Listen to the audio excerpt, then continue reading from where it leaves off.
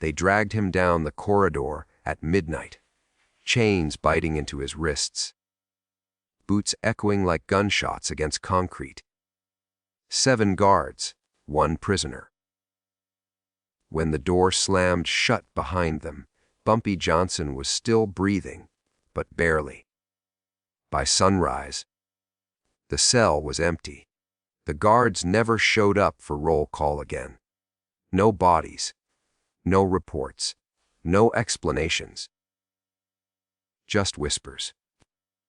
And in prison, whispers are louder than screams. They came for him just after midnight, when the prison settled into that uneasy quiet, where every sound felt louder than it should. The kind of quiet that never meant peace, only waiting. Metal doors hummed. Somewhere far down the block, a man coughed and then went silent. Ellsworth, Bumpy. Johnson lifted his eyes as the keys rattled closer, already knowing they weren't coming to talk. The first guard didn't look at him. The second smiled too quickly. The third rolled his shoulders like a man warming up before a fight. Chains snapped around Bumpy's wrists, cold and tight, biting into skin that had known worse. He didn't resist. Resistance was loud. Silence was sharper. They marched him down the corridor, boots striking concrete in a rhythm that felt rehearsed. 1 guard counted under his breath. Another muttered something about teaching respect. The lights flickered overhead, throwing shadows across Bumpy's face, shadows that moved but never touched his eyes. He walked steady, head high, breathing slow, as if he were the one escorting them. Everyone knew his name, even the men who pretended they didn't. Harlem's shadow didn't vanish at the prison gate. It followed him inside, stitched into whispers, debts, and half-finished promises. The guards felt it and hated it. Power they couldn't confiscate. Respect they couldn't beat out. Tonight was about reminding him where he was. They stopped at an empty cell at the far end of the block. Away from cameras, away from ears. The door opened with a groan. The smell inside was damp concrete and old fear. 1 guard shoved him forward. Another slammed the door behind them. The lock turned, the sound echoed. For a moment, no one moved. Then the first baton swung. It caught Bumpy across the shoulder, a dull crack that rippled through his body. He staggered but didn't fall. A fist followed, then another, the blows coming from different angles. Fast and careless. Someone laughed. Someone cursed. Boots crashed into his ribs, into his back, into places meant to make a man fold. Bumpy tasted blood and copper. He kept his feet longer than they expected, bracing against the wall, eyes steady, jaw locked. 1 guard hesitated when he saw that look, flat, calm, almost curious. It lasted half a second. Then the others piled on, offended by the idea that he could still be standing. A baton clipped his knee. Pain flared white, hot. He went down hard, the breath driven from his chest.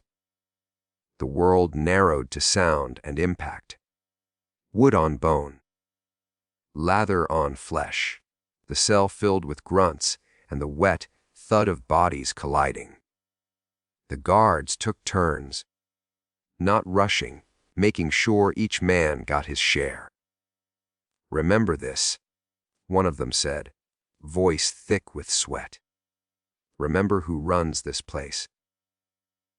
Bumpy curled instinctively, arms shielding his head, mind drifting somewhere distant, somewhere safer. He counted breaths. He counted steps he'd taken in Harlem streets, counted faces, counted favors owed and debts unpaid. Each number steadied him. Each number reminded him this wasn't the end. A boot caught him under the jaw. The light smeared. The floor rushed up. He felt hands yank his hair, forcing his head back, forcing his eyes open. A guard leaned close, breath sour with coffee and smoke. "Say it," the guard said. "Say you understand." Bumpy didn't answer. The baton came down again, sharp and final. Something cracked. Pain bloomed and then dulled, like a radio turning to static. The room tilted. The laughter sounded far away now, as if coming from another block, another prison. "Enough," someone said, finally uneasy. "We're done." They stepped back, chests heaving, surveying their work. Bumpy lay on his side, blood darkening the concrete, breath shallow and uneven. His eyes were closed. For a long moment, no one spoke. "He breathing?" a guard asked. Another nudged him with a boot. "Barely?" "Leave him," the first guard said. "If he makes it, he'll remember. If he doesn't, less paperwork." They unlocked the door. It opened and closed. The lock turned again.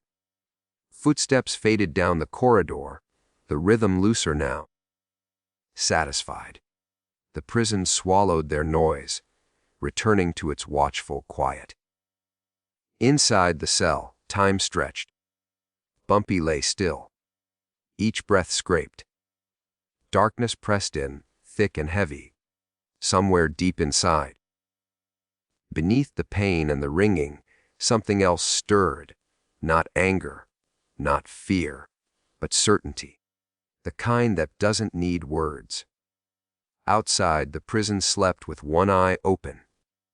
Inside, the night began to count. The prison never truly slept. It only pretended to. Long after the guards finished their rounds and the lights dimmed to a sickly glow, the building breathed, pipes knocking, radiators sighing. 3 distant footsteps drifting through concrete like ghosts that couldn't find the door out.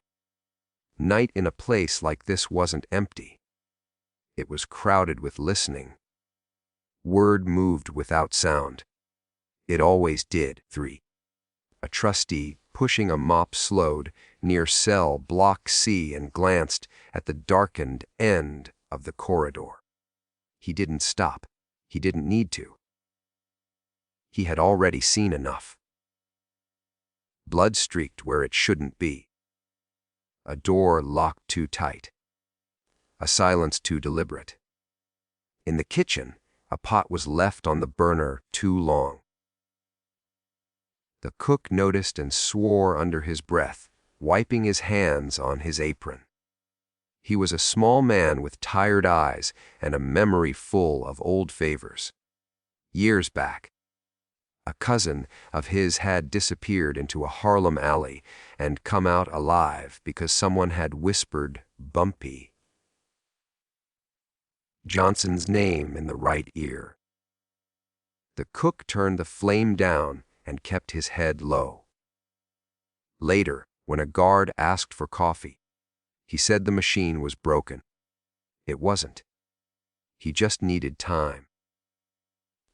Time was the one thing the prison thought it controlled. In the chapel, 3 A man who didn't pray sat alone on the back bench, elbows on knees, staring at the floor.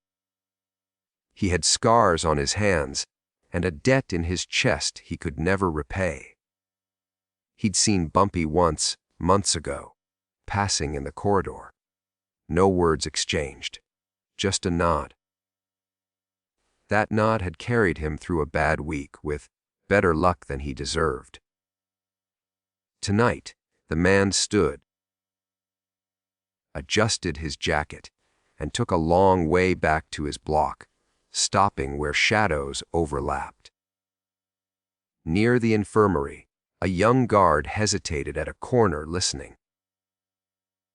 He'd heard rumors about the beating. 7 men, they said. He didn't know their names, but he knew the type. Loud, careless. He thought of the way Bumpy Johnson walked, calm as Sunday morning, even with chains on his wrists. The guard swallowed and kept moving. He told himself it wasn't his business. He told himself that twice. Messages traveled through glances, through pauses, through the spaces between words. A folded note slid under a tray. A name murmured while hands were washed. A question asked without sound and answered with a look that said yes. By 20:00 a.m., the prison felt tighter. Like the walls had leaned in a little. Men shifted on their bunks, awake without knowing why. Cards lay untouched. Jokes died halfway through. Even the radios seemed quieter, static humming low. Somewhere, a phone rang where phones weren't supposed to ring. It was answered by a man who didn't give his name. He didn't have to. The voice on the other end spoke carefully, choosing words that meant something else entirely. They talked about weather, about trains, about how long it took for certain things to move from one place to another. When the call ended, nothing had been said, and everything had been decided. In the laundry room, steam fogged the air. A heavy door opened and closed. A man slipped inside, hands tucked into his sleeves, eyes scanning corners. 3. He found what he was looking for tucked behind a pipe, a bundle wrapped in cloth. Left there hours earlier. Waiting. He didn't open it. He didn't need to. He took it and left, heart beating slow and steady. Back in cell block C, Bumpy Johnson lay unmoving. His breath came shallow, then steadied. Pain throbbed like a distant drum. He drifted in and out, not dreaming, not awake. Mind anchored by something firm and unshakable. He didn't know the details. He didn't need to. The night was working. It always did. At 30:00 a.m., a guard went looking for another guard and didn't find him. He checked the bathroom. Empty. He checked the break room. Empty. He frowned and told himself the man was smoking somewhere he shouldn't be. 5 minutes later, he checked again. The frown deepened. Another guard signed a form he didn't read closely, trusting the stamp more than the words. He would swear later the paper looked official. Perfect letterhead. Correct signatures. He would swear it felt routine in his hand. By the time he realized it wasn't, the file cabinet was already missing a folder. A truck idled at the back gate longer than usual. The driver drummed his fingers on the wheel, eyes forward. When the gate finally opened, he rolled through without looking back. The guard waved him on, uneasy, unable to say why. The prison clock ticked loud enough to hear if you listened for it. At 30:47 a.m., a man who never moved at night walked the corridor, shoes silent, posture relaxed. He stopped at a door, knocked once, and waited. The door opened. Words were exchanged soft, careful. A nod, a step aside. The door closed again. By then, the building felt hollowed out. Like something essential had slipped through a crack no one had noticed. No alarms sounded. No sirens cut the dark. The prison kept its composure, the way institutions do when they don't understand what's happening, but sense that stopping it would be worse. Just before dawn, the first hint of light crept through barred windows, pale and uncertain. Men lay awake, staring at ceilings. Guards paced with shorter steps. The air tasted different, metallic, charged. Something had moved through the night. Something had been taken. And by morning, the prison would pretend it had always been this way. Morning arrived without ceremony, creeping through narrow windows in thin gray lines that barely touched the floor. The prison stirred the way it always did, slow, habitual, pretending the night had passed like any other. A whistle blew. Doors unlocked. Boots moved with practiced boredom. On the surface, nothing was wrong. Then roll call began. One name echoed down the corridor and came back unanswered. The guard calling it paused, frowned, and tried again. Silence. He checked his clipboard, tapped the paper with a finger, and moved on. It happened sometimes. Men overslept. Men were late. No reason to jump yet. Another name. No answer. A few heads turned. A third name hung in the air, heavier than the others, and dropped without response. The guard stopped reading.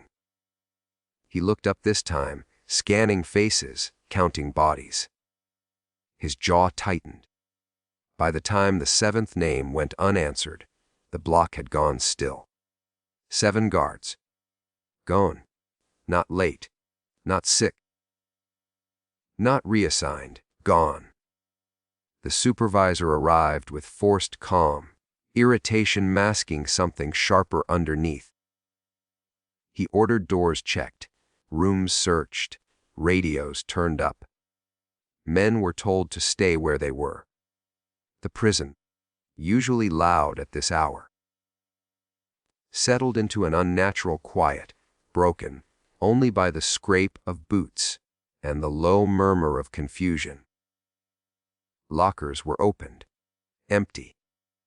One locker had been cleared so clean it looked unused, like the guard had never worked there at all.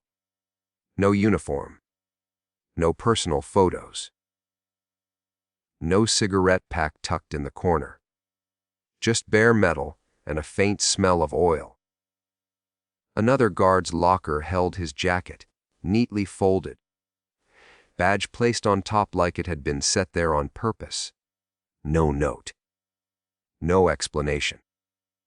Just absence arranged carefully enough to feel deliberate. In the administration wing, files were pulled and rechecked. A transfer order surfaced, bearing the right stamps, the right signatures, the right dates. Everything matched. Everything looked legitimate.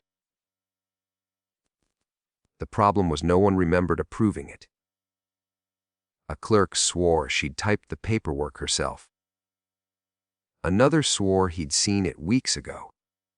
A third insisted the ink was still fresh.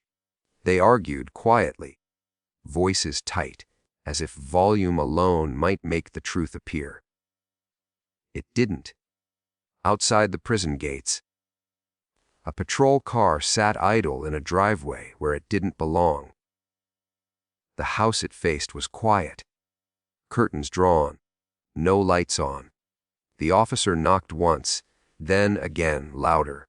No answer. The neighbor watched from behind a screen, heart racing. later telling herself she'd imagined the whole thing. Back inside, the warden arrived, face pale, eyes sharp.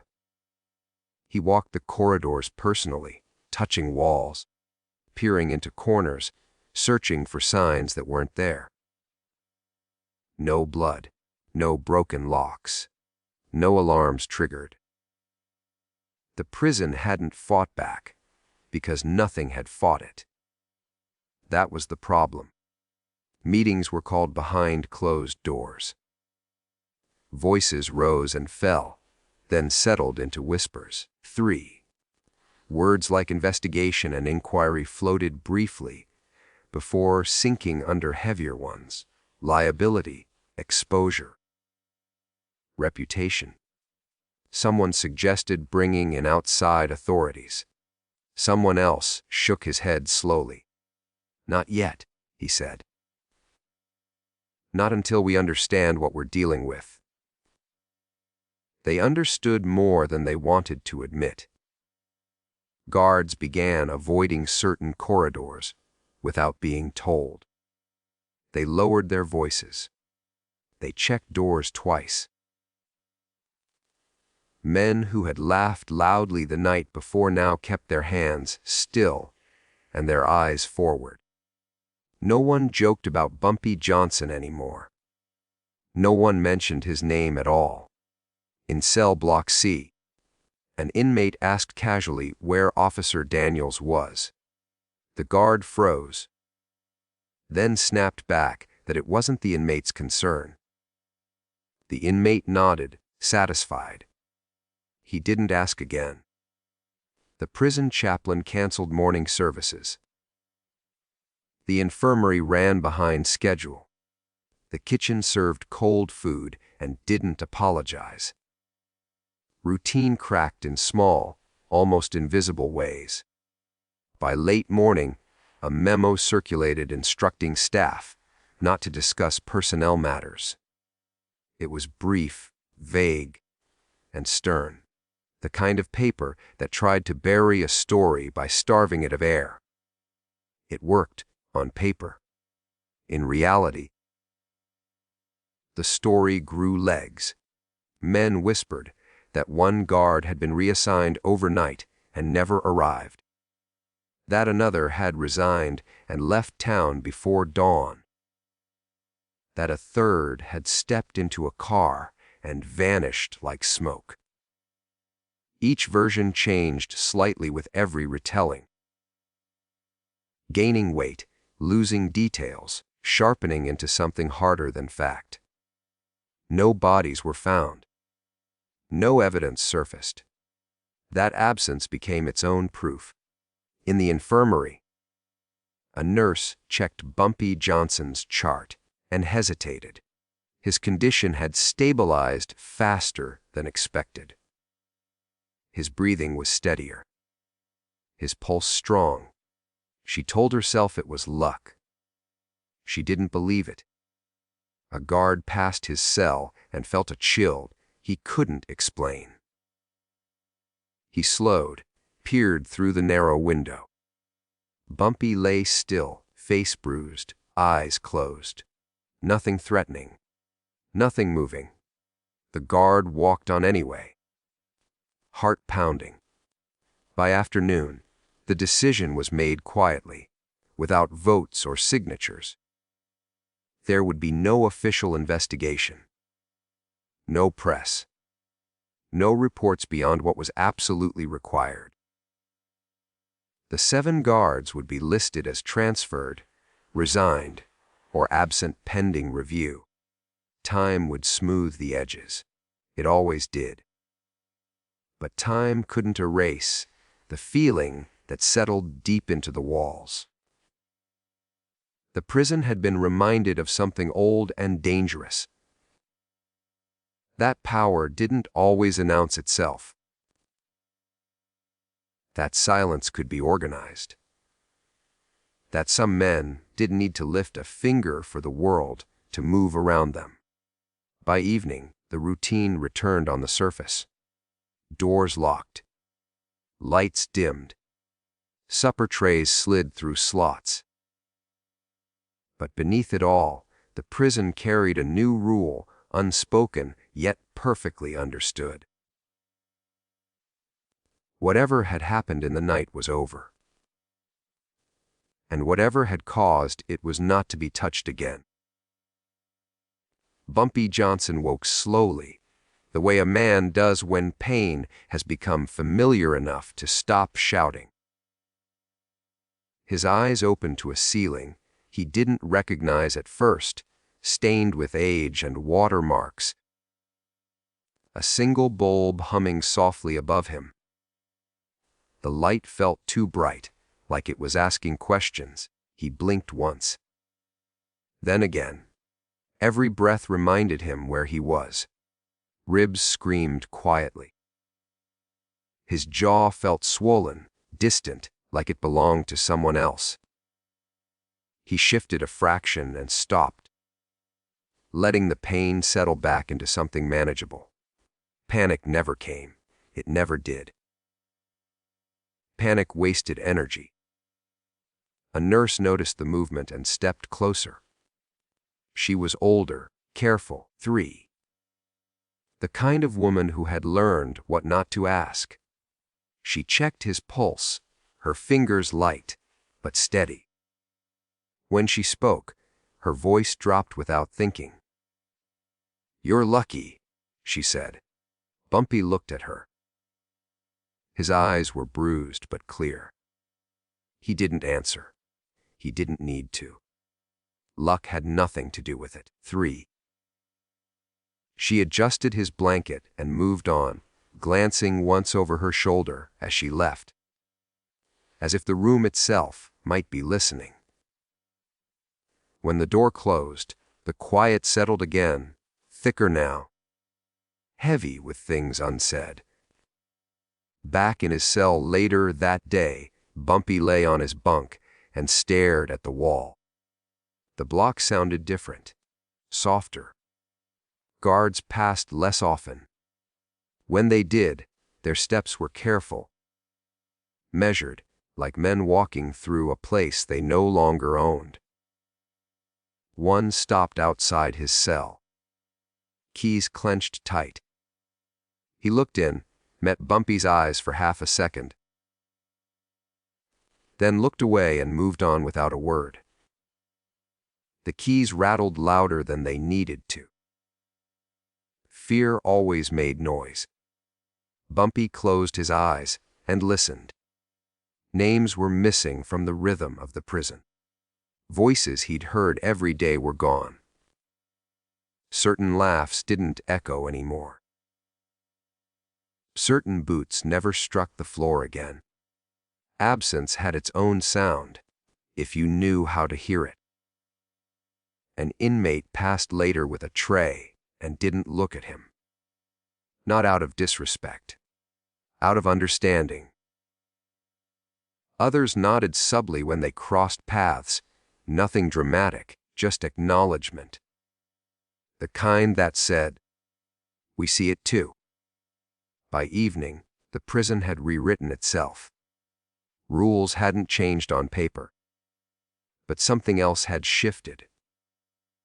Guards avoided unnecessary contact.